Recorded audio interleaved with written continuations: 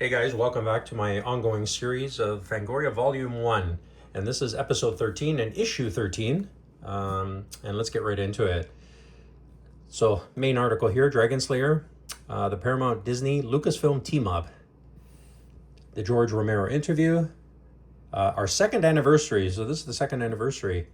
Interesting. On the set, The Beast Within, John Landis, An American Werewolf in London. Cool. Let's get right into it. So we got the 1982 calendar with 13 original paintings. That looks pretty cool, actually. Wow. $7.95. That's pretty neat. That would have been a nice collector's now. I wonder how many of those are still around. Probably not too many. Index here, as usual. Anniversary 2. 2 years already. Those who were with us for number 6, our first anniversary issue, may recall my surprise at how quickly the first year seemed to pass. Incredibly, the second year has gone by at an even greater speed. Birthdays are traditionally a time for evaluation, a time to look at what where you've been. 1 year ago, I felt that Fangoria was perhaps 50% of what I wanted this magazine to be. Though, to my taste, it's already the best magazine on newsstands. Of course, I'm prejudiced. In the 6 issues that followed, I think we've come a long way in making the magazine just what it should be. Interesting. People thought of it as a second-string Starlog or an imitation of Famous Monsters. Yeah, that was the other publication at the time. For the process of redefining our goals, refocusing our approach, and most importantly, by continuing to maintain high standards of journalism, have dispelled any such ideas among those who see and read this magazine. Very cool. From Bob Martin. Very good.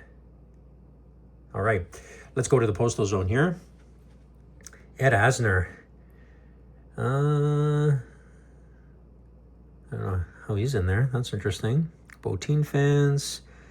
Correction. The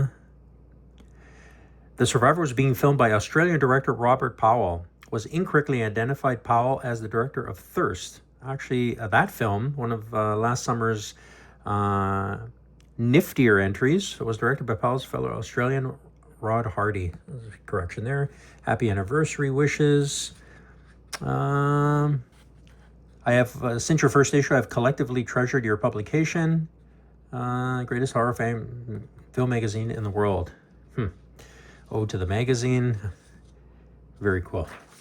And it continues. Oh, this one actually went into a third page. Let's see. One favor, I really enjoyed seeing my name in Fangoria, but I would really appreciate it if my last name could be spelled correctly. That's pretty cool. Did you notice that? At least he got in there one way or another. I am older 20 years Fangoria reader, and you could be sure there's a lot more of us.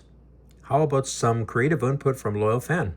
I'd love to see a Brian De Palma or a Toby Hooper retrospective. Yeah, I like these. I like the postal zone because it was always giving opinions and thoughts how to make things better, which I think benefited the magazine. I think ultimately. Now I don't know how many of these they took to heart and actually saw through, but still. Siskel and Ebert. I've been following the debate concerning Ebert and Siskel and believe the following list of films which they have liked or prove that they are just film fans at heart. So that says what they like. Scanners, The Stuntman, The Elephant Man. Ebert liked Alternate States, Flash Gordon, Motel Hell, Fade to Black, and so forth. See? They're not so bad after all. Yeah, that they were always controversial in terms of horror films, for sure. Let's see. Siskel was right. Two infamous film critics have finally brought out what I've been trying to say for the last 2 years. Gore movies are giving horror movies a bad name. Isn't that interesting? The Pit and the Pen. Alex continues to remembrance of great Karloff. Very cool. Boris Karloff, of course. Mind Warp. An Infinity of Terror. Roger Corman wants to warp your mind. Another feature article here. An American Werewolf in London. John Landis on his 10-year dream project. So that's an extensive interview. Behind the scenes photos, of course. That's Landis there. PJ Souls, obviously in Halloween as well, and other films. Okay, there's an article on her. Carrie as well. Wolfen. Very neat. The Beast Within on location. Very cool. R.G. Armstrong. I remember him from Friday 13th, the series. Later on, obviously. Some photos here. The article continues. Storytellers of Terror. Charles L. Grant and Ramsey Campbell discuss what it takes to make horror work on paper. And some soundtracks, of course, which has been common in the last several issues. Romero Part 1. Pretty interesting. Got to read that at some point. Very neat. Horror in the Comics Part 2. So that was a continuation from the last issue, rather. And it continues there. And Trading Post, always a standard. Okay, there we go. A continuation of the Wolfen article here. Okay, there we go. Dragon Slayer, so that was the feature one. So it's a co-production. So behind the scenes here, very cool. Pit in the Pen, the continuation of the Karloff article. Some more advertising here. Still a few left. A couple of issues here. Okay, Carl Fullerton, Part 2 set. Very cool. Special effects artists, of course. Yeah. That was always a funny one. How did he get that over the, because he kind of just wrapped it. He didn't, so how did he do it if the tree is tall, right? That was always pretty hilarious anyway. But movies coming up: Deadly Blessing, The Cat People, Dead and Buried, Videodrome, of course, we saw last time. Blade Runner, we saw last time. Apparition, Madman, Christopher Lee.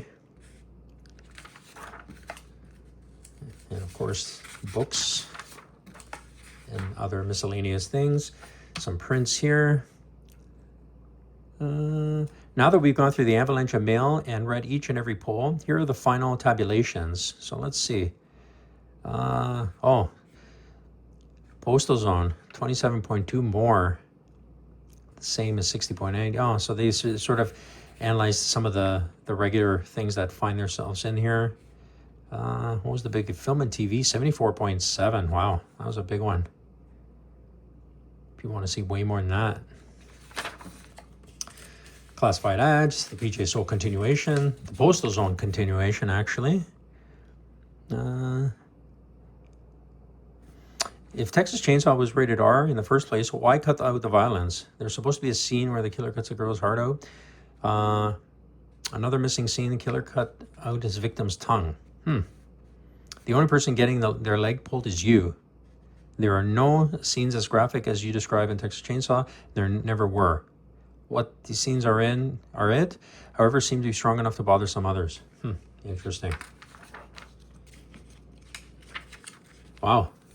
Big continuation of that, eh? So, different things here. Yeah, things to come. If you thought this issue of Fangoria was tough stuff, wait until you see 14. Behind the scenes at Dead and Buried, American Werewolf in London, talk with Rick Baker, we hope.